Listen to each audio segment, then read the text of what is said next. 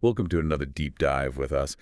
Today we're going to, I don't know, kind of explore India, but through the lens of three states, Andhra Pradesh, Gujarat, and Uttar Pradesh. I have to say, you've got some really interesting research notes here that you shared. So, Well, they're such diverse states, right? I think that's kind of the idea here is to just see all the diversity we can find. yeah, I mean, even just geographically, they're so spread out. It's amazing. Yeah.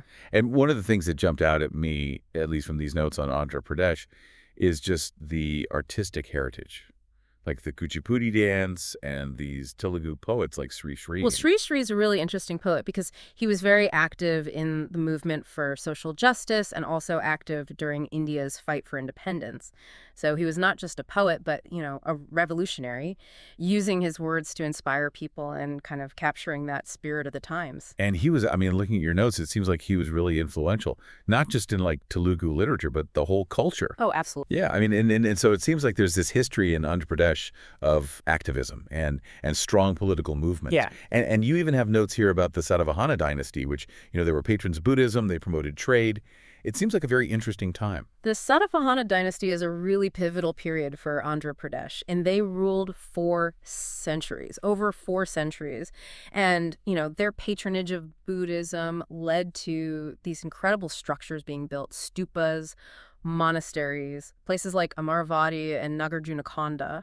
And these weren't just religious centers, they were also really big centers of learning. And it really showcased, their influence on architecture and sculpture during that time. So it seems like, I don't know, kind of like a golden age for Andhra Pradesh, at least from the notes here. Hmm. You also mentioned the Kakatiya dynasty Right. and the Golconda Fort, which I've seen pictures of. It's amazing. Yeah, and that was centuries later. Yeah. And they had their own architectural style, and Golconda Fort, with its really intricate fortifications and even, the way the water system was set up is so ingenious that it really showcases their engineering. Yeah, that's amazing. And so this leads into, Andhra Pradesh becoming the first linguistic state, Right. which, again, points to this strong Telugu identity. Absolutely. It was a long and hard fight. There were people who even gave their lives to make this happen. People like Padishwar Ramulu, for example.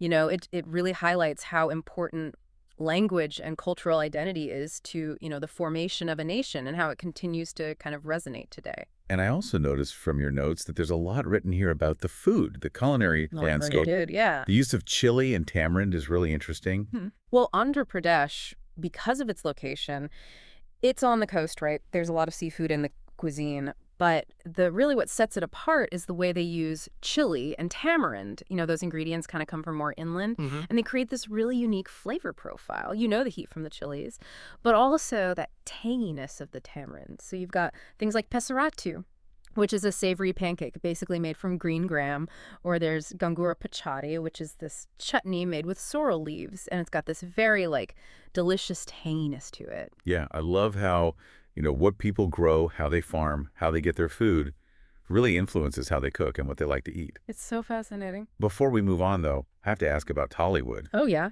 Because you mentioned it here and how it even had, the Natu Natu song that was like a global hit. Right. Tollywood is huge. It's known for its music, its dance, its stories. And yeah, Natu Natu was everywhere. It seems like Andhra Pradesh just has this really vibrant and diverse cultural scene. You even have notes about the natural diversity, Yeah. the mangroves, the migratory birds. Oh, yeah. The Karinga Wildlife Sanctuary is amazing. Huge mangrove forests, all sorts of plants and animals. And then there's Kalaroo Lake. That's if you want to see migratory birds, that's the place to go. Pelicans, flamingos. It's incredible. It sounds beautiful. And, that also ties into the conservation efforts, right? Right. With the black buck and the star tortoise. Absolutely. They're doing a lot to protect endangered animals. It's really important work. It sounds like a nature lover's paradise. Yeah. So I think with that, we're ready to move on to Gujarat. I'm ready. Let's go. Okay, so from Andhra Pradesh, we're moving on to Gujarat. And one thing that really stood out to me from your notes was the energy, right? Like the garba and the kuchi embroidery. It seems very vibrant. Oh, yeah. If you ever get a chance to see the Garba dancers, it's just a visual feast. All those colorful Chennaya Kolias twirling around. Yeah. And then the embroidery, it's so intricate with all that thread work and the little mirrors they use.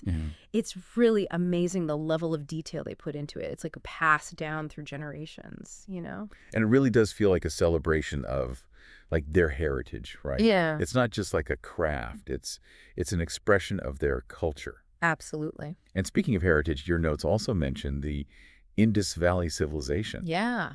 That Gujarat was part of that. I mean, think about it. Like Losal, this ancient port city, it had one of the world's earliest dockyards. I mean, can you imagine all those ships coming and going thousands of years ago? It's crazy to think about. And it really shows how connected they were to the rest of the world, even back then. Right. Now, your notes also mention Mahatma Gandhi. Mm-hmm. And of course, he was born in Gujarat. You specifically mentioned the Dandi March in 1930, the Salt Satyagraha. The Salt Satyagraha was a huge moment in India's fight for independence. You know, Gandhi, by challenging the British salt tax, he sparked a nonviolent movement that spread throughout the entire country. It was an act of defiance, but a peaceful one. And it resonated with people. That image of him walking to the sea to make salt, defying the British. It became a symbol of resistance, you know? It must have really shaken the British Empire. I mean, to see that kind of resistance. Oh, absolutely. It showed the power of nonviolent protest, and it inspired similar movements all over the world. It really was a testament to Gandhi's vision. Now, I don't know about you, but after all that history and culture, I'm getting a little hungry. Me too. And luckily, you have a whole section here on the food in Gujarat. Oh, yeah? And you describe it as this unique blend of sweet, spicy, and savory. It really is. You know, you have gokla, which is this fluffy steamed cake made with gram flour. And they temper it with mustard seeds, which gives it this little pop of flavor. And then there's kanvi, delicate little rolls, also made from gram flour, but they have this really interesting texture, almost melt in your mouth. And of course, you can't talk about Gujarati food without mentioning the thali. It's like a platter with like a whole bunch of different dishes, curries, vegetables, breads, sweets. It's a whole experience. And I've always been really intrigued by the vegetarian traditions in Gujarat. You mentioned Jainism as a big influence on the food culture there. Absolutely. Jainism is all about nonviolence, right? So that concept of ahimsa, of not harming any living beings, it extends to their diet. So a lot of Gujarati food is vegetarian, but it's not boring at all. They're masters at creating these flavorful dishes using vegetables, lentils, dairy products. It's really amazing what they can do with vegetarian ingredients. I mean, it's fascinating how religious beliefs can have such a big impact on something like food. It really is. And speaking of unique things about Gujarat, you also mentioned the Gir National Park, which is home to the Asiatic lion, Right. the last remaining population. Yeah, it's a beautiful park. And the lions are incredible creatures. It's really a testament to India's efforts in conservation. So we've danced the Garba, we've explored ancient cities, we've talked about Gandhi, and we've even seen lions. What else does Gujarat have to offer? Well, I think it's time we moved on from the vibrancy of Gujarat to the heartland of India, Uttar Pradesh. All right, lead the way. From the lions of Gujarat, we're now heading to, I guess, what you call the heartland of India, Uttar Pradesh. Yeah, a lot of people consider it the cultural heart of India. It's seen so much history, you know, empires rising and falling, religions being born, art forms flourishing. It's really this blend of ancient and modern. Yeah, and your notes definitely reflect that. You talk about Kathaka, one of India's classical dances, being born there, and also all the rich folk music traditions. Kathak is really special, you know, the footwork, the gestures, the way they tell stories through dance, it's just captivating. And then the folk music, like Burha and Kadri, they just capture the essence of the people, their lives, their emotions. It's a living connection to their heritage. And speaking of heritage, we can't forget about the Ramayana and the Mahabharata. Right. You mentioned Ayodhya, the birthplace of Lord Rama, and Hastinapur, the kingdom of the Pandavas.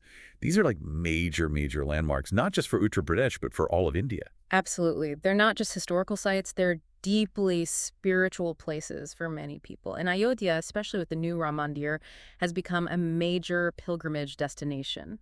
It shows how these ancient stories still have such a powerful influence today. It's really incredible. Now, I have to admit, all this talk about culture and history has got me thinking about food again. Me too. And your notes on Uttar Pradesh street food are making my mouth water. Oh yeah, Uttar Pradesh is a street food heaven. You've got aloo tikki, those crispy potato patties, and pani puri, those little explosions of flavor. And then there's the tunde kebab from Lucknow, a melt-in-your-mouth delicacy with a history that goes back to the Mughal era. The tundi kebab, you mentioned that it's connected to Lucknow's Nawabi history? Yeah, during the Mughal era, Lucknow was a center of their culture, and the cuisine reflects that. The tunde kebab, with its secret spice blend and slow cooking technique, is a perfect example of the culinary legacy of that time. It's delicious and historically significant. It's amazing how food can really transport you back in time. It really is. And from the savory, let's move on to the festive. Your notes describe some pretty vibrant festivals in Uttar Pradesh. Uttar Pradesh comes alive during festivals. The Kumbh Mela, the largest religious gathering in the world, where millions of people come to bathe in the sacred rivers. Diwali in Ayodhya, with the whole city lit up with lamps, it's a breathtaking sight.